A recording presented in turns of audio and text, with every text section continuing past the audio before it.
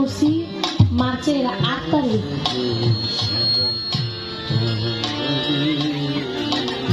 মার্চের 8 তারিখ গান করলাম ভাইয়ের সঙ্গে ঢাকায় বাইপাই। মার্চের 18 তারিখে আমার বাবা চলে গেছে।